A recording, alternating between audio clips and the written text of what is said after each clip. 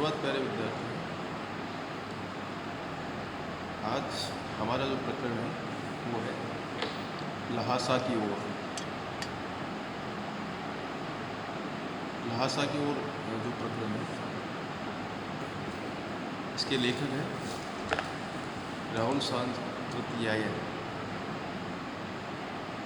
ये जो नाम आपको दिख रहा है सांकृत्यायन, ये पहले कभी सुना है क्या आप लोगों ने? नाम किसी क्लास में सुना हो?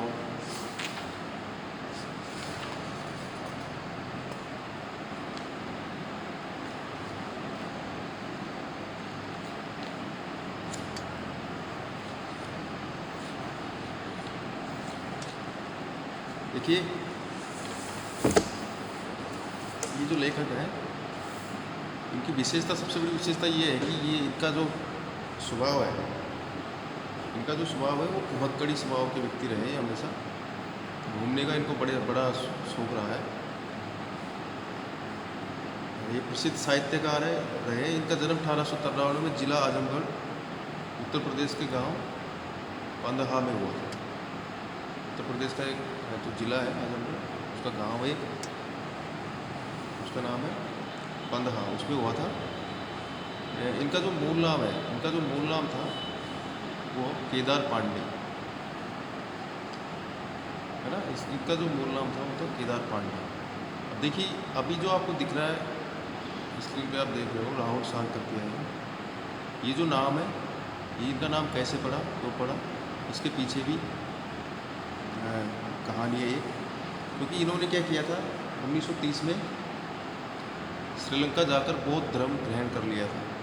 1930 में श्रीलंका जाकर इन्होंने बौद्ध धर्म ग्रहण कर लिया था।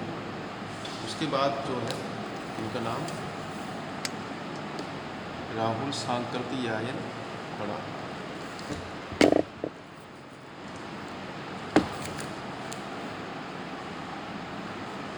इन्होंने कई भाषाओं में रचनाएं की है। इन्होंने कई भाषाओं का ज्ञान प्राप्त किया है। कई भाषाओं में इन्होंने रचनाएं की है। इन्होंने पाली, प्राकृत, अपभ्रंश, तिब्बती, चीनी, जापानी, रूसी आदि भाषाओं का ज्ञान प्राप्त किया है। इसीलिए इन्हें महापंडित भी कहा जाता है। केदार पांडे से क्या हुए, राहुल सांकृत्यायन, और विभिन्न भाषाओं का अथक ज्ञान होने की वजह से इन्हें महापंडित भी कहा जाता है। इनका देहांत 1963 में हो गया। तो एक प्रतिभाशाली व्यक्तित्व इनका रहा है।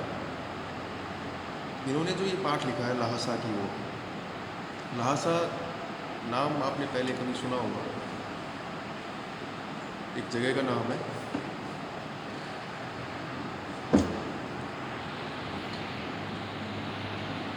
देखिए,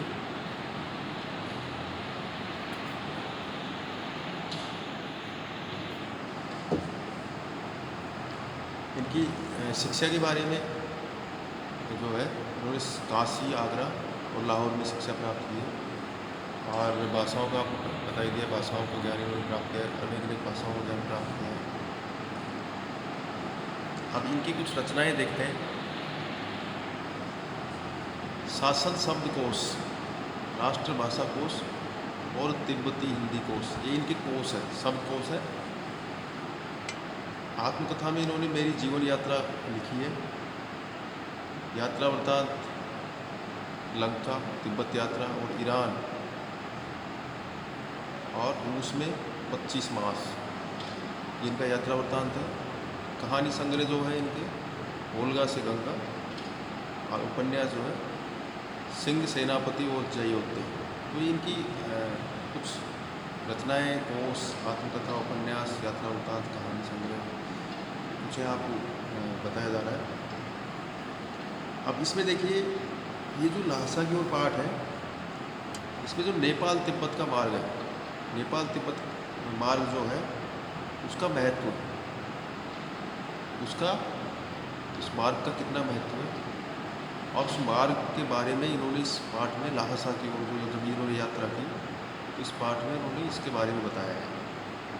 फिर इसके साथ ही उन्होंने तिब्बत के जीवन के बारे में हमें समझाने की कोशिश की है कि तिब्बत का जीवन जो है कितना आरामदायक है या कितना कठिनाई से भरा हुआ है। वहाँ पे जाति पात, छुआछूत, पर्दा प्रथा, जितनी भी सारी भी चीज़ें हैं, मतलब वहाँ का जो सोशल लाइफ है, वहाँ की जो सामाजिक जीवन है, उसके बारे में भी इस पाठ में हमें जानने को मिलेगा। फिर देखिए, यात्रा के वृत्तांत जब लिखा जाता है, यात्रा जब की जाती है, तो उसमें सारी चीज़ें होती है। ठहरने का प्रबंध कैसे हुआ, कहाँ कहाँ ठहरे, बीच में जो जंगल थे, जैसे थोड़ला का जंगल इसमें आता है, तो जंगल में क्या क्या उनके साथ घटनाएं घटी या नहीं घटी, जंगल का वातावरण कैसा था, किस भेष में उनको जाना पड़ा यात्रा। अब वो जो भेष बदलना पड़ा या नहीं बदलना पड़ा, जो भी आगे हम पढ़ेंगे इसमें, तो उसका भी कोई ना कोई कारण रहा होगा, तो वो भी इसमें है। किस माध्यम से यात्रा की, पैदल की या कभी घोड़ों की ज़रूरत पड़ी, या जो भी है।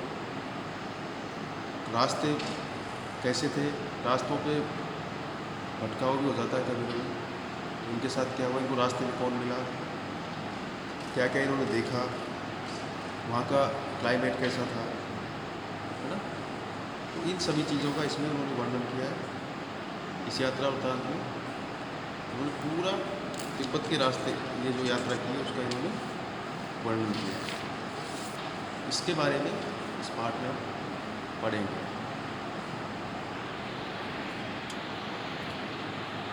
ये यहाँ पे नक्शा दिख रहा है आप लोगों को, कुछ ग्रंथ दिख रहे हैं, है ना, और ये नक्शा दिख रहा है जहाँ की इन्होंने यात्रा की है। ये सारे ग्रंथ और ये नक्शा और ये सब चीज़ें, ये वहाँ का तिब्बत और नेपाल के बारे में बताते हैं। ये जो पाठ है ल्हासा की ओर है, इनकी जो रचना थी तिब्बत की यात्रा, उससे लिया गया है। और आपको पहले ही बता चुके हैं कि ये यात्रा वृत्तांत पर आधारित है, तो यात्रा जो उन्होंने की थी उसका इसमें वर्णन है।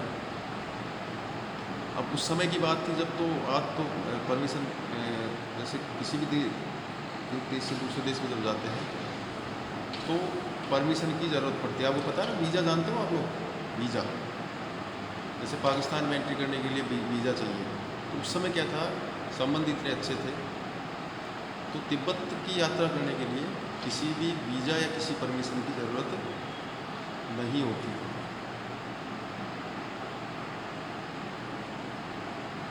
अब उस समय भी कुछ जगह ऐसी थी जहाँ पे अनुमति की ज़रूरत होती थी, लेकिन एक कारण था। तिब्बत के बारे में बताते हैं, तिब्बत में भी अनुमति नहीं थी, भारतीयों को तिब्बत की यात्रा से जाने की अनुमति नहीं थी। लेकिन एक चीज़ थी कि जो व्यक्ति भिखमंगे के वेश में जाएगा, साधु के वेश में जाएगा, भिखमंगे के वेश में जाएगा, तो उसको किसी प्रकार की रोक टोक उसके लिए नहीं थी। तो जाहिर सी बात है कि आपको समझ आ रहा होगा कि राहुल सांकृत्यायन जी एक व्यक्ति विशेष भी थे, लेकिन उसका कोई औचित्य नहीं था। व्यक्ति विशेष होने का वहाँ पे कोई औचित्य नहीं था, वहाँ पे केवल एक ही व्यक्ति को परमिशन थी, भिखमंगे के छद्म वेश में जो यात्री था, जो होते थे, उनको ही अनुमति थी वहाँ पे जाने की। तो उसी वेश में इनको यात्रा करना पड़ा, भिखमंगे के छद्म वेश में उन्होंने यात्रा की, और उसी वेश में इनको यात्रा करना पड़ा। अब ये जो ल्हासा है, ल्हासा का नाम इसमें बार बार आ रहा है, ये जो है तिब्बत की क्या है, राजधानी, ये तिब्बत की राजधानी है। इसमें इसके जो रास्ते हैं बड़े दुर्गम कठिनाइयों से भरे हैं, और नेपाल से जो तिब्बत जाने का जो रास्ता है वो बहुत पुराना है, क्योंकि व्यापार उसी रास्ते से व्यापार हुआ करते थे पहले। तो जाहिर सी बात है कि कठिनाइयाँ इसमें इस रास्ते में बहुत सारी थी। आगे देखते, तिब्बत यात्रा के दौरान उन्हें कठिनाइयाँ मिलने के साथ कुछ सुखद अनुभव भी मिले हैं। ये बात हर किसी पे लागू होती है, हर जगह लागू होती है कि जब समस्याएं आती है तो समाधान भी आते हैं, और जब सुख आता है तो दुख भी आता है, और दुख आता है तो उसके बाद सुख भी निश्चित रूप से आता है।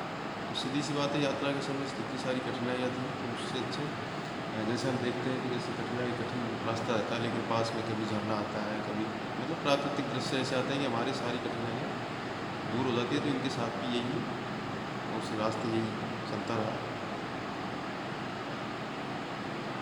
देखिए, तिब्बत मार्ग नेपाल से तिब्बत आने वाले का मुख्य मार्ग है।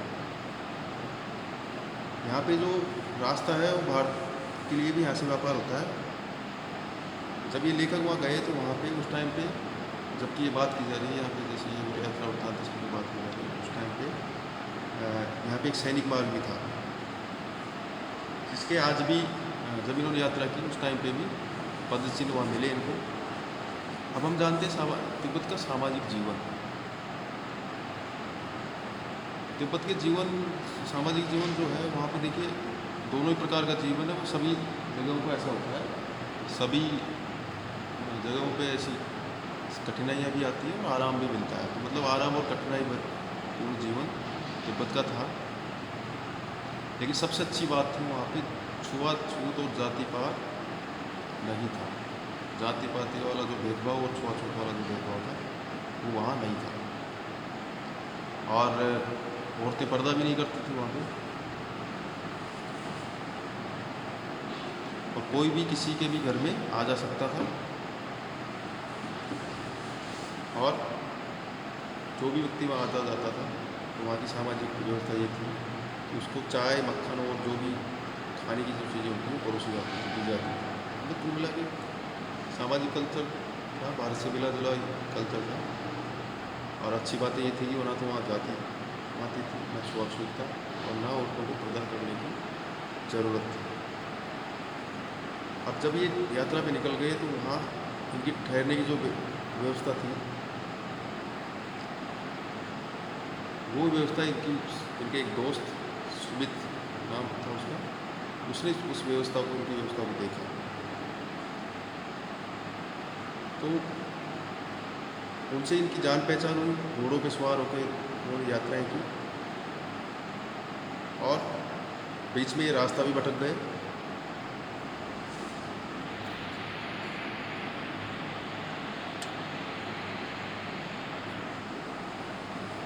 तो देखिए, सारा यात्रा का जो घटनाक्रम है वो इन पॉइंटों के बाद हम सब समझ सकते हैं। एक तो नेपाल तिब्बत मार्ग का महत्व, उस मार्ग क्या था, तिब्बत का सामाजिक जीवन कैसा है, ठहरने का प्रबंध कैसा है, डांडा तोड़ला का जो जंगल बीच में आया वो कैसा है, घोड़ों पर यात्राएं की, उतराई, पहाड़ों पर चढ़ना और उतरना, फिर भटकाव, फिर समाधिगिरी पर जाके उनको समाधिगिरी का देखना, तिब्बत की तेज धूप, शेख विहार के बारे में इसमें बताया गया है। शेख विहार में इन्होंने बताया कि वहाँ पे 103 हस्तलिखित पोथियाँ रखी हुई हैं बुद्ध वचन की। और उसके बारे में एक विचित्र बात भी इन्होंने बताई है यहाँ पे, कि वो एक पोथी कम से कम 15-15 किलो की होगी, 15-15 सेर, मतलब 15-15 केजी। तो आज हम इतना ही पढ़ेंगे, कल हम इस पाठ को का उच्चारण करेंगे और इसको सहस्वर वाचन के साथ इसका वाचन करेंगे। धन्यवाद।